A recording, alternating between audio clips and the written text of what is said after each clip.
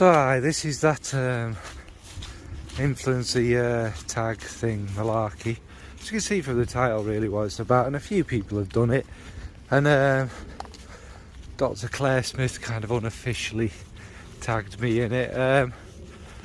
It's not going to be anything dramatic, I won't get excited. I know sometimes quite gobby, aren't I? I don't like erming so much.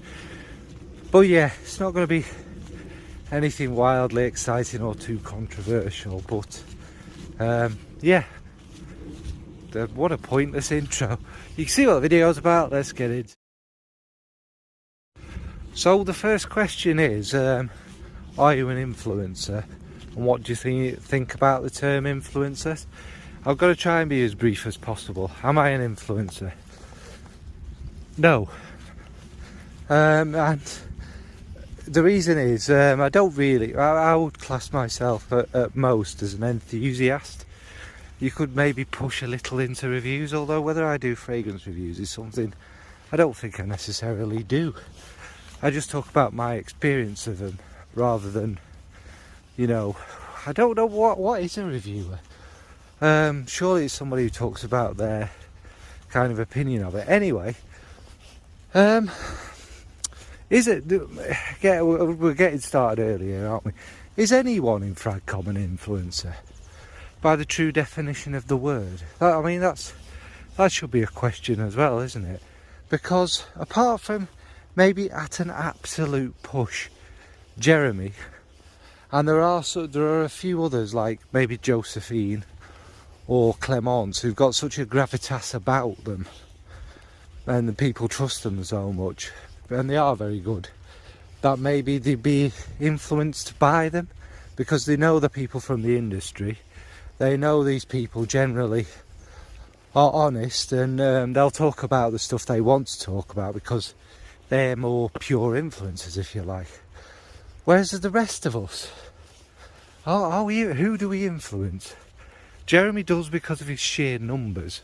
I don't think anybody wants to be Jeremy or smell like Jack. I could be wrong.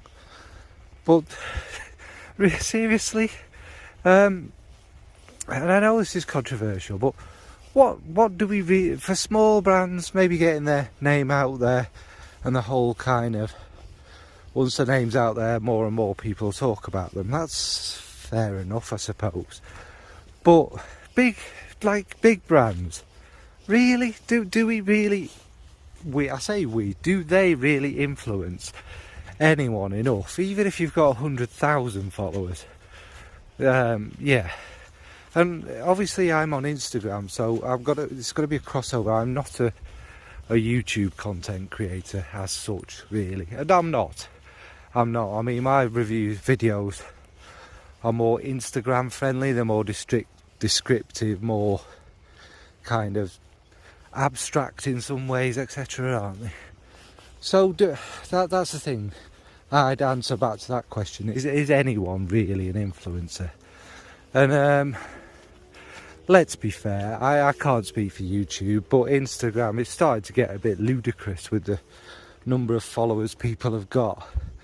And you know, you can never say, oh, they bought followers. But when you look at the the quality of their content, the amount of posts they've made, the amount of people they follow back or whatever, are these numbers legit? I mean, are these influencers?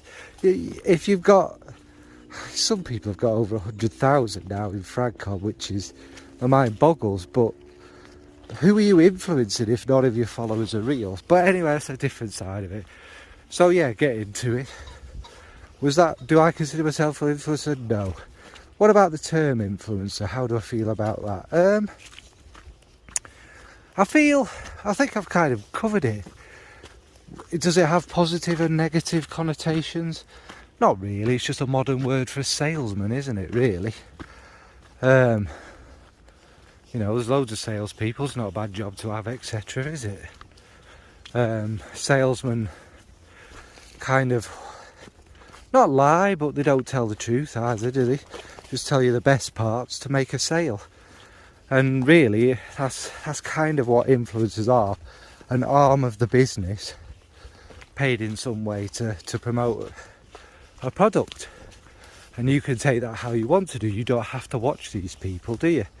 However, it's got to be a long section. Getting into Fragcom and the whole influencer thing. One thing I have to say, I watch makeup videos sometimes. I watch history videos. I watch music videos. For example, and a lot of them are sponsored. Like I watch even Game of Thrones kind of videos and stuff. They're sponsored.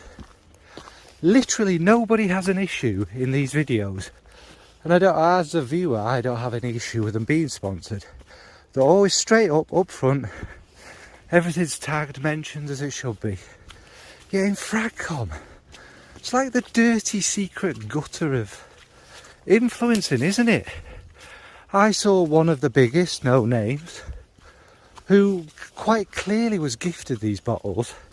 Never mind potentially being paid, don't know, none of my business. But they didn't even mention it once. Nowhere in the description, nowhere in the video. But it was really obvious, really. I mean, I know I'm making assertions that really they had been gifted them. It's kind of like, just say it. What have you got to lose by saying? I will never understand the kind of dodgy, shady underworld of Fragcom. It's a tiny community. Why are you so ashamed to say you were gifted this? And payment, oh, I know it goes on, because I've been offered payment by one company which didn't work for, by the way. And for me personally, again, who cares? You get paid for doing it. You get paid for doing something you were going to do anyway because you love fragrance so much. That's your business. But who cares? Just say you got paid, but they don't. It's all shady. And the companies, are they as much to blame for this? Yeah, maybe they should say. Maybe they should write under a post, this person was paid for this review, if that person isn't honest enough to mention that. Anyway, that's enough of a rant of that. What do I think of influencers? Or the term influencing? I don't have any issue with it whatsoever.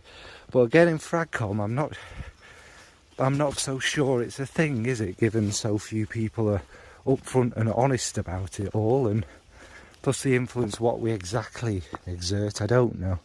It's good for a point of reference, isn't it? But anyway, that's part one, and God, 10 minutes for one question.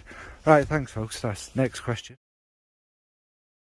So the next one, there's no controversy, whatever you want to call it here. How did I decide to become a content creator? I suppose I create content so I can cope with being called that. By accident, I suppose that's a bit, not so much. Basically, I watched YouTube videos. I got into watching them. Don't need the whole story of why again, but anyway, I watched them. And obviously, I'm me. We know I like to talk a lot and leave really extensive comments sometimes. And anyway, so Steve, what's he changing his names to? Frags for Riches, that guy. He kind of said, look, there's Instagram. Why don't you go on Instagram and post on there? In other words, shut up, John. No, he wasn't that bad. But yeah, so I went on to Instagram and just started posting.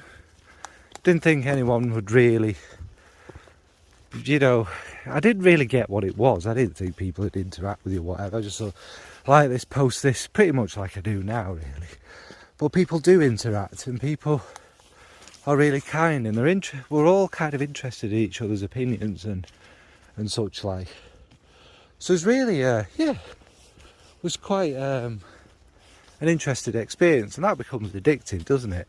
You talking about some stuff you love, other people going, oh yeah, you're right, I like that as well. And that's really how it became. Videos were something different, more of an accident again. Someone who I've been talking to, like you do, you interact on Instagram, was like, have you tried Secretions Magnifique? I was like, well, no. So they sent me that and they said, oh, can you do a video of it, of your reactions and stuff? And I thought, yeah, why not, that'll be fun. Really struggle actually sitting down and talking to a camera, and really struggle just full stop with it. But I did it, and the first few videos are like that. They're quite, this is a dead end, they're quite, you know, just me talking about fragrances, really poor. Well, not that my editing's any better, but, you know, just basic videos of sat down. I mean, a lot of people do that style now, don't they, where they just sit down with a fragrance and say blah blah blah. No editing, whatever, just kind of chuck up a video. It's perfectly fine. In fact, I find it quite authentic when people do it that style. But then I got sort of more into it during lockdown because, I don't know, I like walking and I like talking, so why not contribute the two? And as you're doing it while you're walking, it's not as, what's the word, you don't feel so much intense pressure about it, do you, really? And so that's how the videos were born. Well, nothing else to add to that, really. It's quite self-explanatory. And I just continued doing it, and they only end up, well, is my YouTuber thing? I don't know. It was intended as a backup, because we know what Instagram can be like sometimes. But now I suppose I've started not to take YouTube more seriously. But on YouTube I'm not restrained by the time limit and such like that you are on Instagram. And I'll put longer videos on YouTube. Obviously I'll edit them down on Instagram to fit the stupid 15 minutes. And you notice that different videos do differently on each platform, which does, as somebody who thinks about stuff sometimes, I find quite interesting that basically you've got very different audiences. But yeah, that's a complete waffling on. How did I end up being a content creator? More or less by accident, so there you go. What's your relationship with other content creators is the next question. Till I did this video, it was probably alright. No, seriously. Yeah, it's completely fine. I love the interaction. I made some quite good friends and that. And obviously early on when we start, you're not necessarily as close with the people further down the line than you were then. That's just because you just don't really, it's not that you don't know each other, it's not like you have any issues with these people or would have any issues with these people, but you tend to find the more the more people go in different directions and have different motivations and that, which is completely cool. I don't think I've had any issues with any content creators, no beef, so to speak. No, I can't think of any. And yeah, what else is there to say? I enjoy it. I enjoy the people who supported me when I first started, like I say, like Steve, Clemence. Again, just gave me so much information, so much confidence and whatnot. Nicola the Sniff, who's just an absolute oracle of fragrance and knowledge, and who's very down to earth and good at explaining it. Great guys on Instagram like Carl, Fragrance 22, and then obviously you meet more people along the journey. Claire, when I started getting into watching her lives, kind of made me much more social with everyone, and I'm much more confident about my style, if you like, and what have you. So yeah, really brief one. My relationship with other content creators is fine.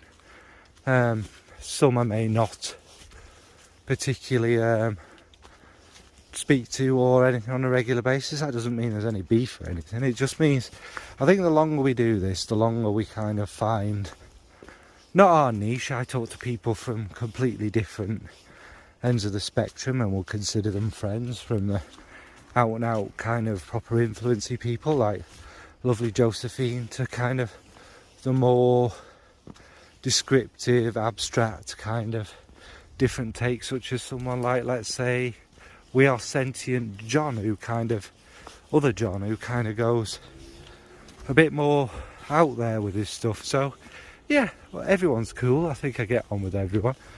I can only speak for myself, and generally that's how it happens. You tend to, there is of course negativity and pointless nonsense going on and whatnot. Just ignore it. Why if that's not for you, why get involved with it? And that's something I've learned to do anyway.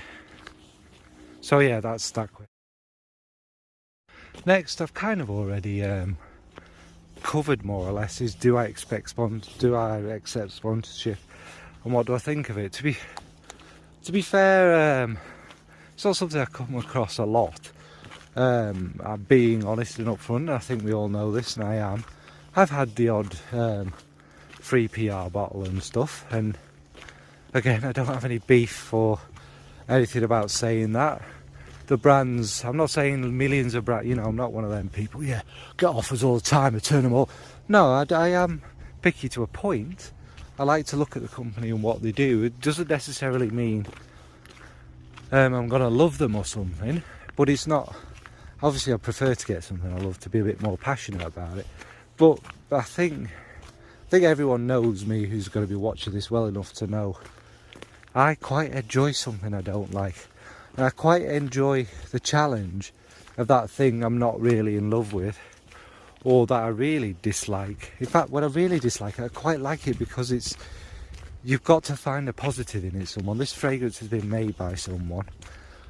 Other people will like it, so you've got to find that little bit of positive. Yeah, there's the odd fragrance I have a bit of a beef with and a bit of a joke about, ones that claim to be great and such like. But they're leaving themselves open for that, really, aren't they? And yeah, anyway, that's me. Have I been offered money? Like I said, once. Would I take money? No, absolutely not. I don't think brands are going to rush to come to me because I'm cheap now, because I'm not really that style of. I'd be a risk, wouldn't I? Because a lot of brands don't like you being exactly honest, even if you are completely objective and do kind of pick on its strengths and go for why you don't like it, unless you say everything's great. And come on, we've seen all these videos where people need to keep a churn of free bottles coming in where they will not say anything negative. They will say things like, I will only review fragrances I like. Yeah, of course you will, because if you don't like it and you talk about it, you're not going to get more coming in, which is fair dues. I can respect that. That's not me, and yeah, I wouldn't take money for something I enjoy doing, and that I would do it anyway. Now, there are people out there this is their career. Of course, fair enough. Why not benefit from it? But yeah, be transparent about it. It's not too hard, is it? And I think that's where sponsorship irks with me. It's people who aren't transparent about it. People can make up their own minds from watching the video. But to say you can't be completely honest if you've been paid for something. I mean, I did have a job as a salesman. It didn't last very long, maybe because I was too honest. But I think you can say this might not be for everyone. These bits to me personally are a bit of a struggle. Sample it first, which is impossible with some things. I don't think that's a particularly bad thing to say, even if you've been paid or not, is it? So whatever. Yes, I'll keep it brief, don't I? Waffle on. So I've got no issue with sponsorship as long as it's transparent, and I personally wouldn't, and I'll stick to that. And I think people have asked me a few times if it's very unlikely, but if my YouTube ever hits 1,000, would I take the adverts and stuff? No, absolutely not. Like I say, I don't do this to make money, but everyone's different. So that's that question. Have I had an experience with a brand that leaves a bad taste in the mouth? Well, don't spray it in your mouth. Oh, no, I'm just not funny. Kind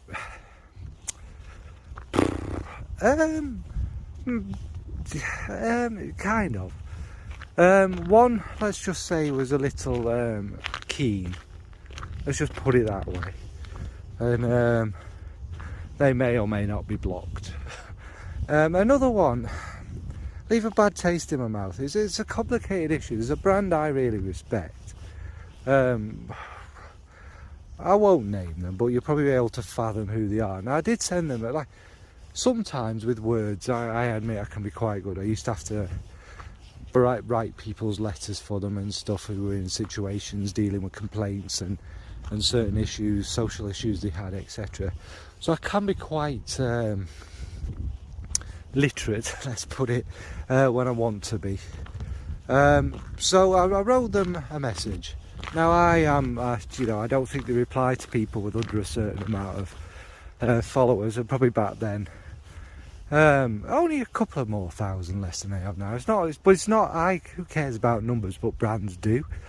But as a potential customer, you'd think they'd respond, wouldn't you?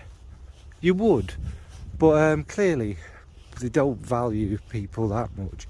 And recently, I'll get into why this irks me a bit with bad taste. Is they've started being more of an influencer brand. Cool. They need to get their names out there, kind of change the style of their fragrances, and maybe going down the more marketable, not mass appealing, but more marketable, easier.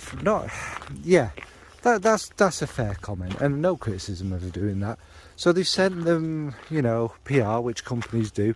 Not fussed whether I get PR or not, because I buy from the brands, so what does it matter to me, really? But some of the people they sent PR to, people who have no interest in fragrance whatsoever. When you look at the numbers, it's just scratch your chin over that. And you don't expect it from, I suppose it's that thing about your hero kind of thing, isn't it?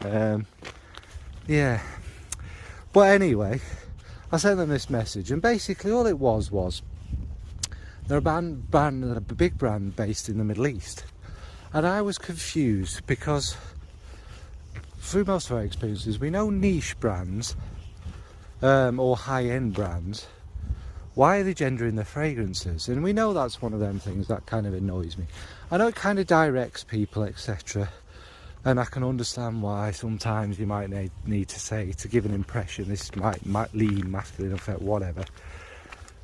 But however, this brand, no. And what confused me more is their fragrances themselves are completely, even if you go down the traditional path of such and such, saying this leads feminine, this leads masculine or whatever, they are in no way, shape or form masculine or feminine. They are just fragrances. And I can't even understand why someone would say this leans a bit this way or the other, because they just don't. So yeah, where was I? Anyway, I just sent them a message along them lines. No criticism, and also saying I am actually really big fan of you. I think they're brilliant. I think they're some of the best I've sniffed, and I stand by that. But what's the thinking? I don't remember how I worded it. It was very polite.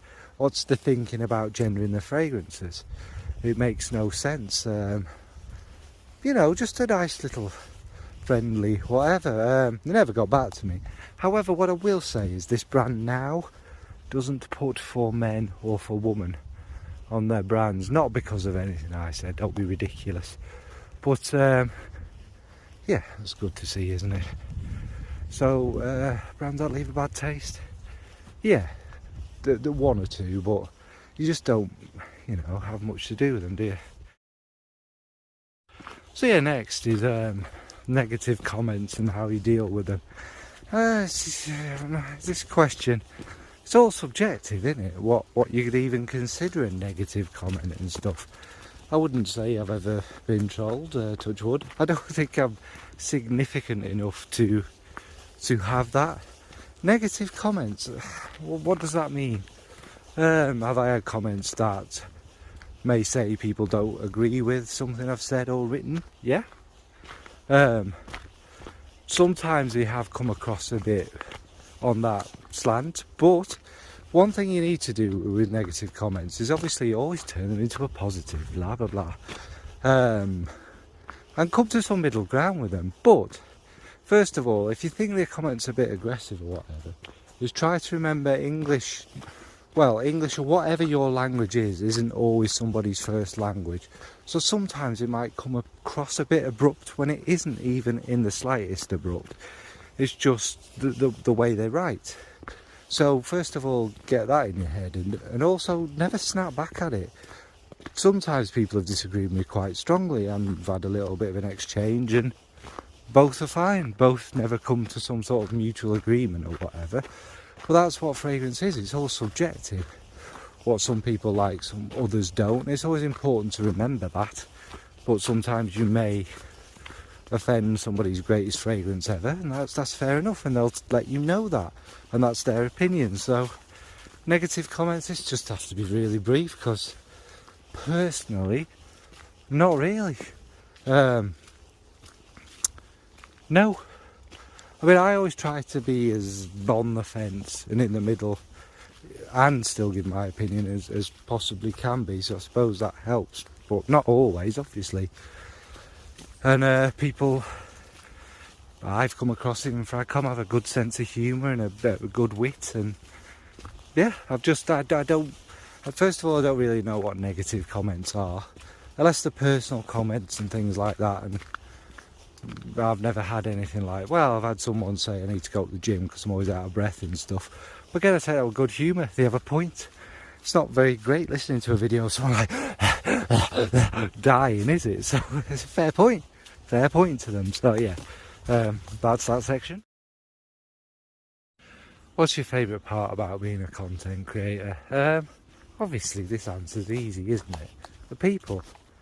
The interaction, the feedback, just the pure pleasure of doing it, talking about something that people in real life think you're absolutely losing it with. You know, they don't understand it at all, do they? So yeah, of course it's the people.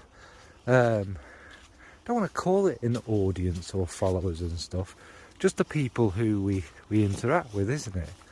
And also, what I will say about becoming a content creator is actually interaction with brands, getting an understanding of the process and things like that, as well as sharing the passion. You kind of get to see the technical side of it and stuff. And like I've said, there's been brands where I've not even realised the brands, like I've said before, because it's never, when you talk to brands like that, it's not about sales and stuff. When you find out they're a brand or whatever, or maybe they drop that in, you are immediately more curious. But this takes weeks and months for me sometimes. I am a bit of an idiot. And just chatting away, understanding the process, understanding them. And the more you know about somebody who creates something, the more intrigued you are about it.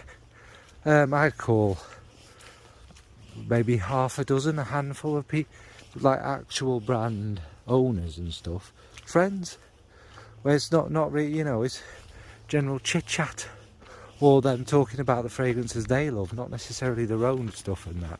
And I find that really, that's something unexpected from all of this that you never really think about, do you really? So yeah, that's my favourite part about content creation, is the people and the interaction. I suppose that's the same for us all, or we wouldn't do it, would we? And we'll call it a day after this one, because you can see the lights going again. Do I edit my own content and do I enjoy it?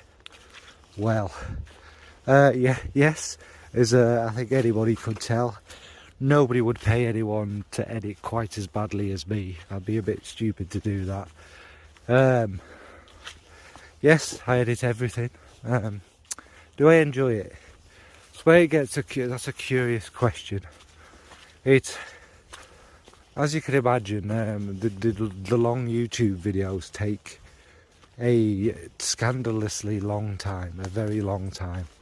Do I enjoy it? No, not at all. It goes on too much. It drives me to the point of insanity sometimes, to be fair. So no, it's not my favourite part of the whole process. Editing my pictures and my posts on Instagram, of course it's me. Nobody else could. I'm not the greatest photographer in the world. I do edit some of the pictures, not by a lot. Obviously I create them little collages, if you like, and stuff. They can be enjoyable. Try and keep it relevant to the fragrance and tell a story with a picture is always interesting. I seem to be lost again. Where do I never know where? Anyway, and the reels are the one I probably do enjoy editing.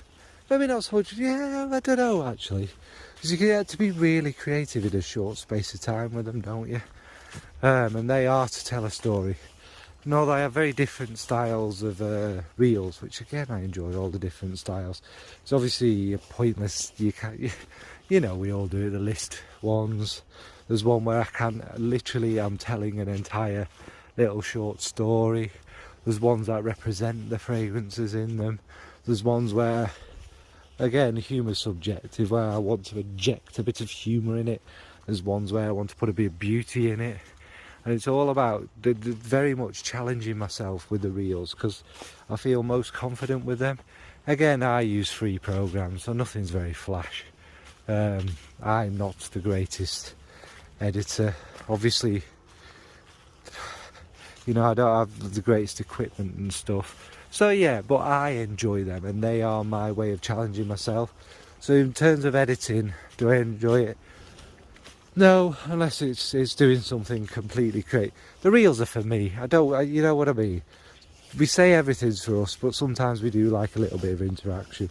We like people to appreciate what they've done. We're only human. It's not the be all and end all.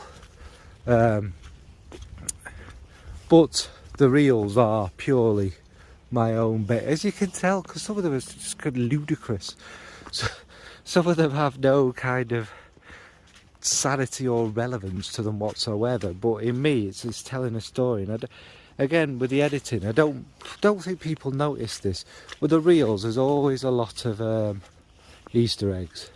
There's a lot of little symbols and signs and stuff. In the videos, I do that as well. Oh, it's quite hard to tell what is and what isn't there deliberately. But it's for me. It's like I'm no artist, no creator. But you know, when you read a great book or you watch a great film or see a great painting, there's always little bits of the art. I'm not an artist, but there's always little bits of the artist and stuff in them. And that's what I appreciate, so that's why I do it. What a very long-winded answer to that question.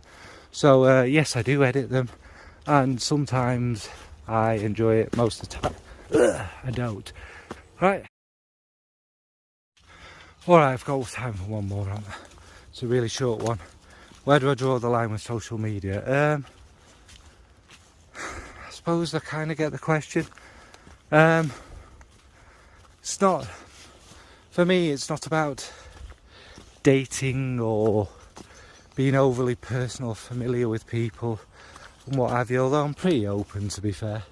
Yeah, I don't show my face and that, but pretty much everyone I speak to on a regular occasion knows me, and on Instagram it occasionally goes up, but it's not what it's about for me. It's about the fragrance, isn't it? Or what's the point? It's nothing else really.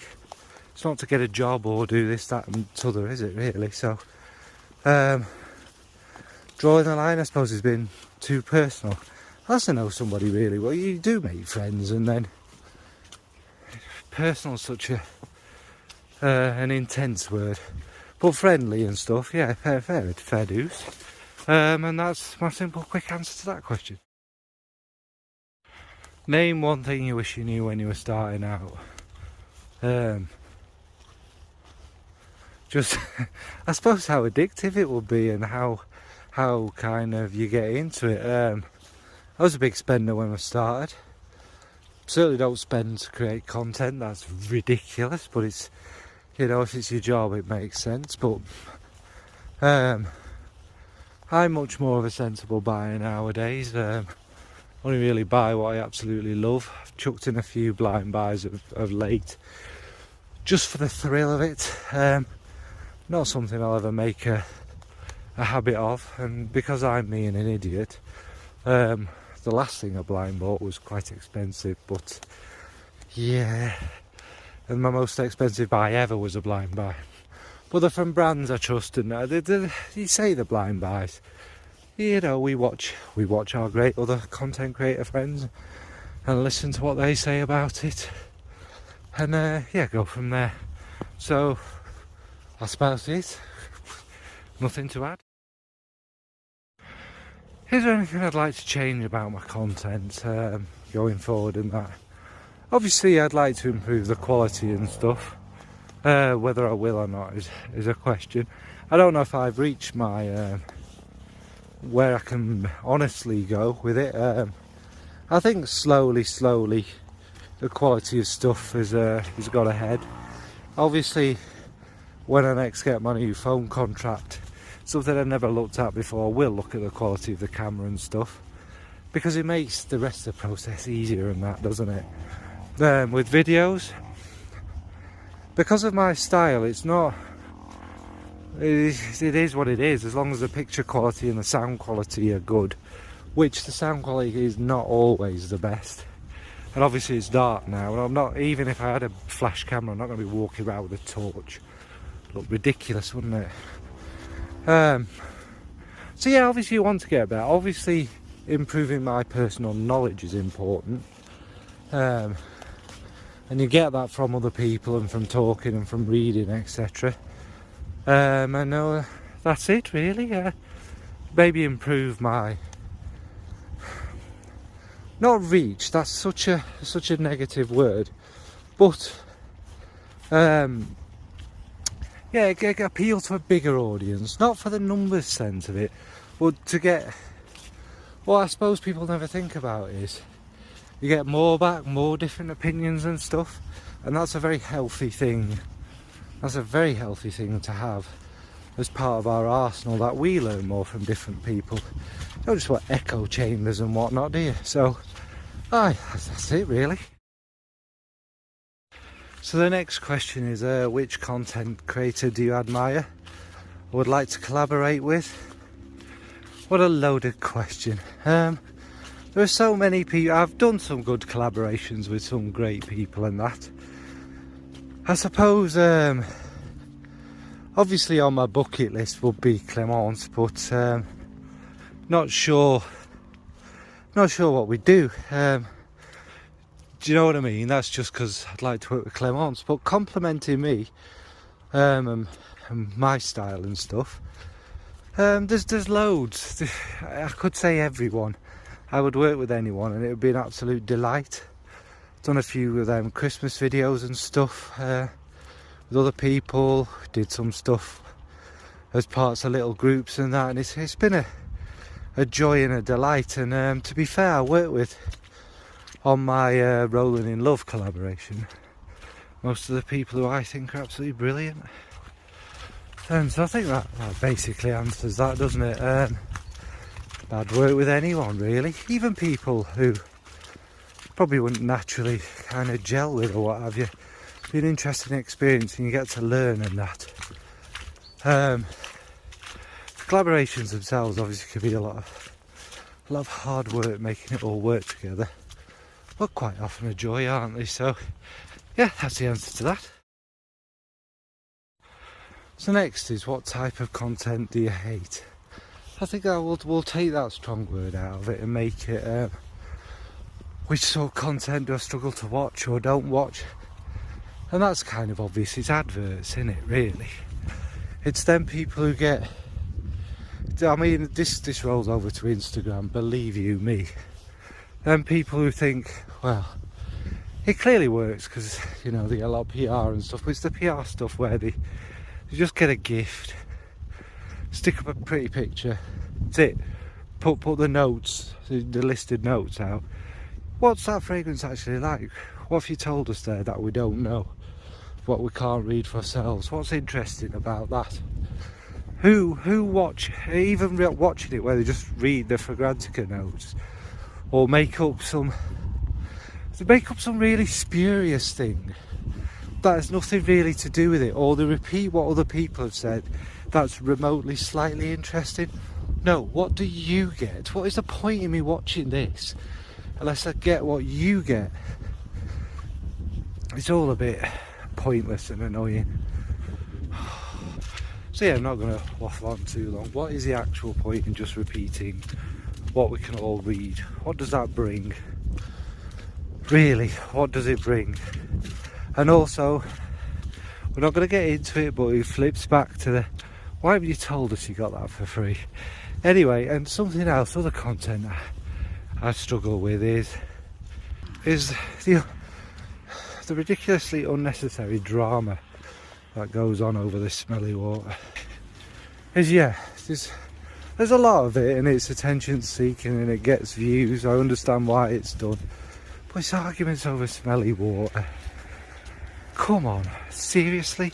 So I mean, if we were doing politics, which you know, let's avoid, then yeah, I get it. But smelly water, fake drama, nonsense, it's all whatever. Also, it's not stuff I wouldn't watch, but it's these kind of there's a lot of people who say things that I think they have to, and it's this kind of there's people who say they won't review samples, and I don't get why not. I don't get why brands don't send them out. Whatever, don't look as great on screen. Now there's people who have bottles that they've blatantly never wore, that they claim that they've wore for a few days and stuff, and they come back and they tell you nothing extra, nothing at all. And it's just, I have a first impressions video, they're perfectly legit or whatever.